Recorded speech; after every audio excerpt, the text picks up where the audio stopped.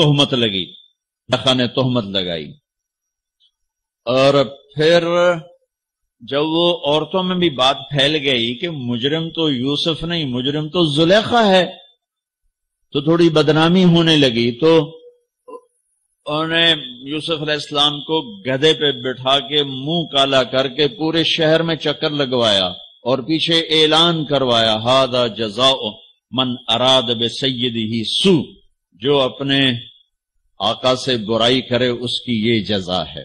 یہ بازار میں نبی ابن نبی ابن نبی ابن نبی۔ السلام علیکم ورحمۃ اللہ۔ الیاس بھائی آپ نے ویڈیو بھیجی ہے اور اس ویڈیو میں ہے طارق جمیل صاحب کا بیان۔ طارق جمیل صاحب پیغمبر حضرت یوسف ابن یعقوب علیہ السلام کے حوالے سے اپنی اس ویڈیو کے اندر یہ الفاظ وہ استعمال کرتے ہیں جو کہ الفاظ اتنے نازیبا اور بیہودہ ہیں کہ ان الفاظ کو میں اپنی زبان پر لانا بھی پسند نہیں کرتا۔ آپ نے سن لیا اس ویڈیو کے اندر جو کچھ طارق جمیل نے کہا پیغمبر حضرت یوسف ابن یعقوب علیہ السلام کے حوالے سے۔ تو جو کچھ طارق جمیل صاحب نے کہا وہ بالکل گڑنتو ہے، من گھڑت بات، بے بنیاد بات، بے حقیقت بات، اور ایسا کسی بھی صحیح سند کے ساتھ یا طارق جمیل صاحب کے اکثر بیان کردہ ایسے قصے واقعات وہ سرے سے کہیں موجود ہی نہیں ہوتے، سند یا بغیر سند کے معاملے کے بغیر، اور اکثر ان کے بیانات کے اندر اس طرح کی چیزیں بیان کر دی جاتی ہیں۔ تو پیغمبر حضرت یوسف ابن یعقوب علیہ السلام کے حوالے سے بھی طارق جمیل کی یہ بات ہرگز درست نہیں ہے کہ جو کچھ انہوں نے کہا حضرت یوسف علیہ السلام کے حوالے سے، نہ تو قرآن مجید کی آیات میں یہ بات موجود جو طارق جمیل نے کہی، اور نہ یہ بات نبی علیہ السلام کی احادیث میں جو بات طارق جمیل نے پیغمبر حضرت یوسف علیہ السلام کے حوالے سے کہی کہ عزیز مصر کی بیوی نے جناب یوسف علیہ السلام کو ورغلانا چاہا اور برائی کا ارتکاب کرنا چاہا۔ یوسف علیہ السلام کو بلایا اور کہنے لگی وکالت حیت لک، اور کہا کہ لو آ جاؤ، یعنی میں بدکاری کروانے کے لیے تیار ہوں، تو آؤ، میں تمہیں بلا رہی ہوں کہ آؤ، آ کر میرے ساتھ بدکاری کرو۔ جس پر پیغمبر جناب یوسف علیہ السلام نے جواب دیا قال معاذ اللہ، یوسف علیہ السلام نے کہا کہ اللہ کی پناہ۔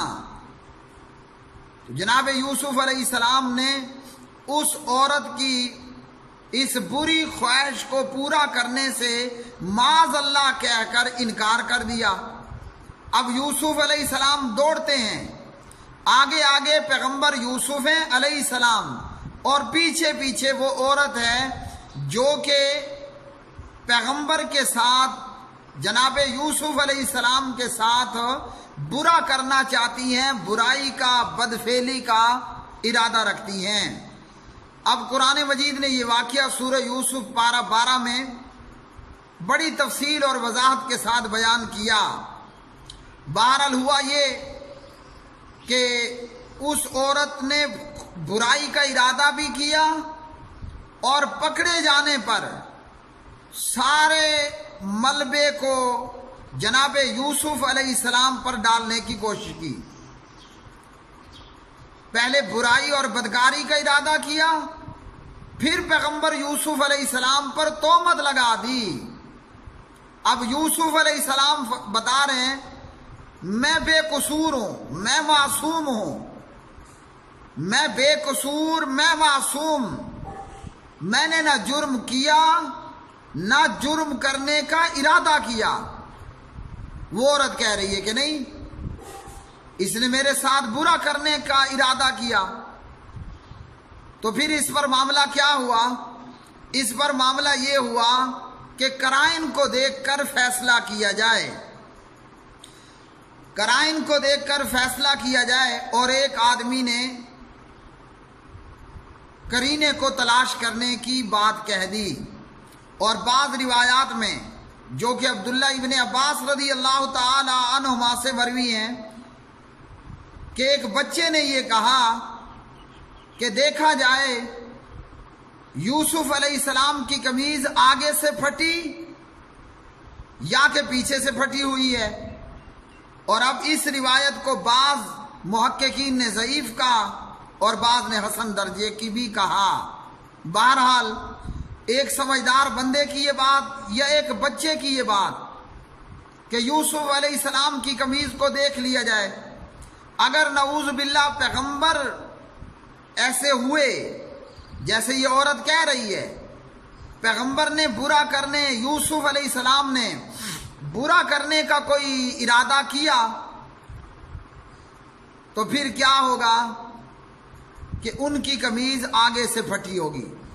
عورت کے ساتھ اس کی عزت پہ ہاتھ ڈالنے کی کوشش اور اس عزت بچانے والی کا اپنے دفاع میں ہاتھ پاؤں مارنا، ان کی قمیض آگے سے پھٹی ہوگی۔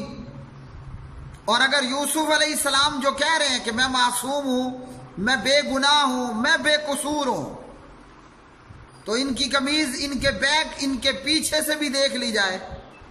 اگر پیغمبر یوسف، جناب یوسف علیہ السلام سچے ہوئے تو ان کی قمیض بیک سے پیچھے سے پھٹی ہوئی ہوگی۔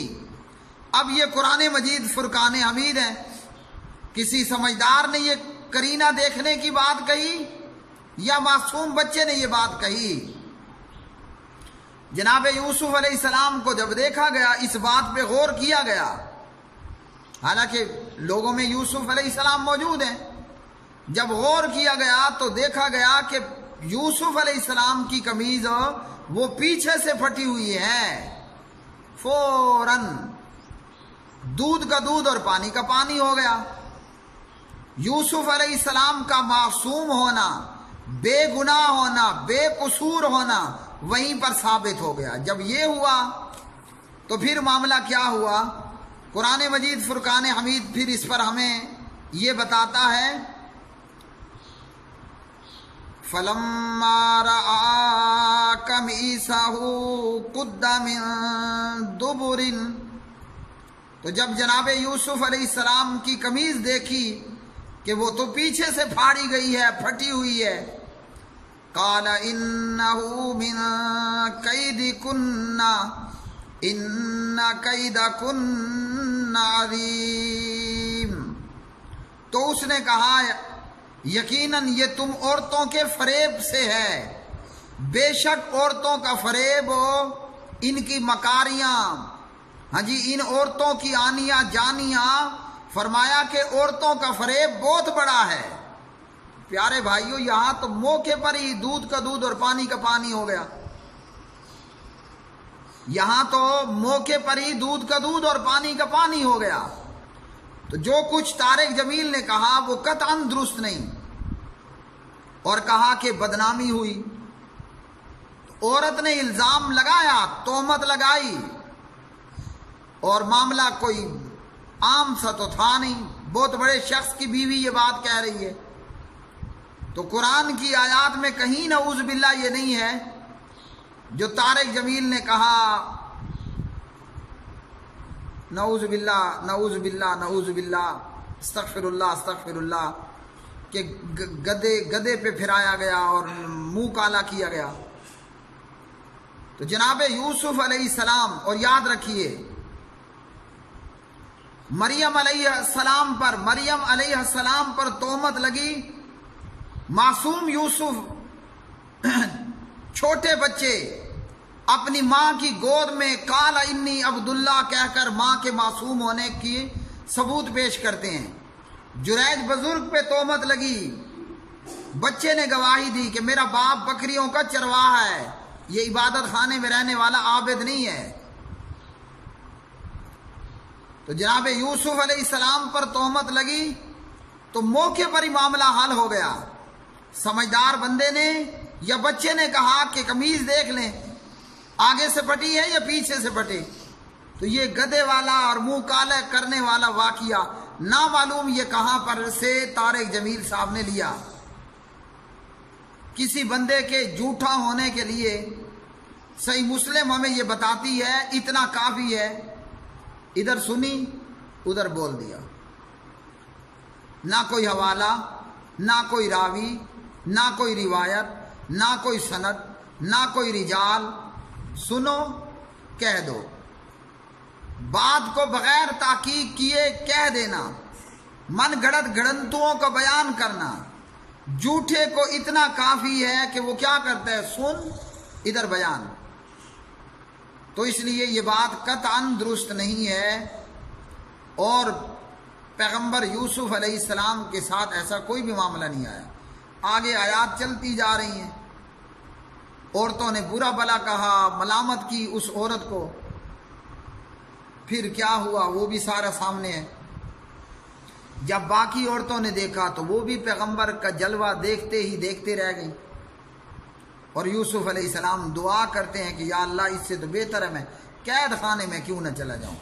پھر جناب یوسف علیہ السلام قید خانے میں چلے گئے، اور پھر آگے وہ قیدیوں کو ان کے خواب کی تعبیر بتانا، اور پھر باعزت ہو کر بری ہو کر قید خانے سے جناب یوسف علیہ السلام کا باہر آنا، اور مصر کی حکومت میں بھی شامل ہو جانا۔ تو جو بات ہمیں قرآن مجید نے بتائی، حدیث نے بتائی، اس کے مطابق تو یہ واقعات ہیں۔ اللہ تعالیٰ ان کو سمجھ دے اور ہدایت دے، اور سنی سنائی بے بنیاد باتوں کو بیان کرنے سے باز آنے کی توفیق عطا فرمائے۔ وآخر دعوانا ان الحمد للہ رب العالمین۔